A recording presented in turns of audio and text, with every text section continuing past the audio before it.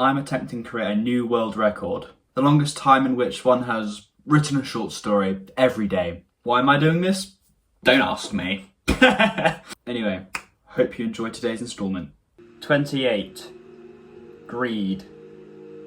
The scales that made up my skin oozed a thin, slimy liquid as I crawled up the man's arm. The chinks in that arm are revealing little of the flesh beneath. Yes, so small were the holes in my proof, so little about me was exposed to the man.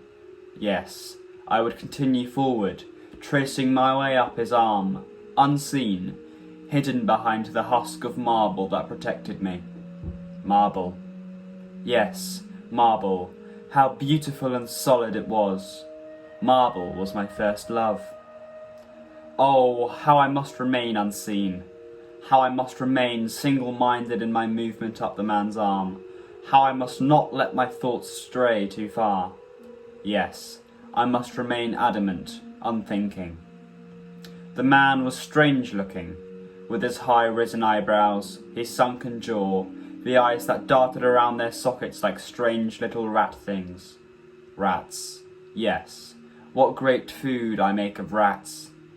I bore my fangs, wide and wild, hissing as I tossed myself forward, towards the man's neck, piercing his throat in a quick thrashing of my own neck. My fangs. Yes, fangs. How powerful and solid it was. My fangs were my second love. I relinquished the man from my powerful fanged grip, hastily slipping off of him as he collapsed to the floor. I continued, single-minded, adamant, dead set on the next hand I was to steadily climb. I felt myself grinning with as much as my small, scaly face would allow, opening up my fangs to the air and the world, the blood dripping off them like honey. I wouldn't let anything interrupt this. God, this was so much fun. The golden-tasting liquid lay beneath the skin of the next figure on the table, obscured behind their skin. A whole ocean of it. A whole ocean of that irrepressibly glorious liquid, beneath their skin. If only they would peel it back themselves, allowing me to suck them dry. Blood. Yes, blood. How delicious and feeble it was. Blood was my third love. I zipped up the woman's arm, tracing the same path I had before with her predecessor. Launching myself into her neck, the world was doused in that vibrant, heavenly gold, the liquid spraying everywhere, lathering me in her gift. Her gracious gift, the one she relinquished to me, with the same grace in which I relinquished her from my powerful, fanged grip in the next moment. But, suddenly, a sharp pang of pressure erupted around my waist. A hand, a grabbing hand, harsh, merciless, cruel, caught me in its graceless grip. I writhed, slapping myself to and fro against its hand, to no avail. Its strength dwarfed mine 100-fold, 1,000-fold. It was unfair, utterly and completely cruel, like a greedy beast devouring a small forest animal. It lifted me up to face it, its face strangely orientated in a way that I couldn't understand. Its brows did not retreat up into their hidey holes beneath its bangs. Its jaw was hard set, as were its eyes, leaking a colourless liquid and trained directly onto me, piercing my eyes, gazing right into me, past my marble exterior. I hissed, thrashed, relentlessly poured every last ounce of my soul into an attempt at escape.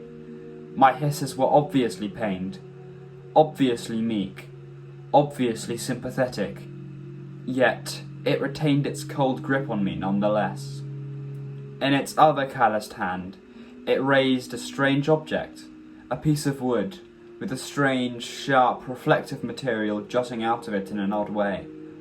I could see my reflection in the object's surface, my beady red eyes, my beautiful solid marble exterior, my fangs bare for the world to see.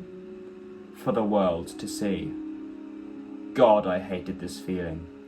The feeling of eyes, pressing in on me from all sides, grew and grew and grew, judgment without parole cascading towards me, imminently, like an avalanche. The beast that had me in its clutches raised the object to my throat, and in a quick movement, I thudded to the ground. No, it was my head that fell. The rest of my body remained in its grip.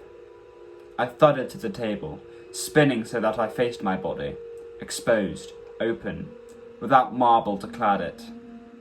I attempted to hiss, but nothing came. I attempted to move my jaw, to wriggle, but nothing happened. I merely lay there, watching the liquids pour out of the body still clutched in the beast's hand. It was a deep purple blue, the complete opposite of the gold the humans possessed. It was embarrassingly dissimilar. Yes, shame was what overcame me as my marble facade had been lifted. And it doubled down when the true colour, the true nature of my thoughts and what was inside of me this whole time came tumbling out of me like a tidal wave. Scatterbrained, directionless, my vision faded, the power and solidity leaving me, as feeble as blood, as feeble as human flesh.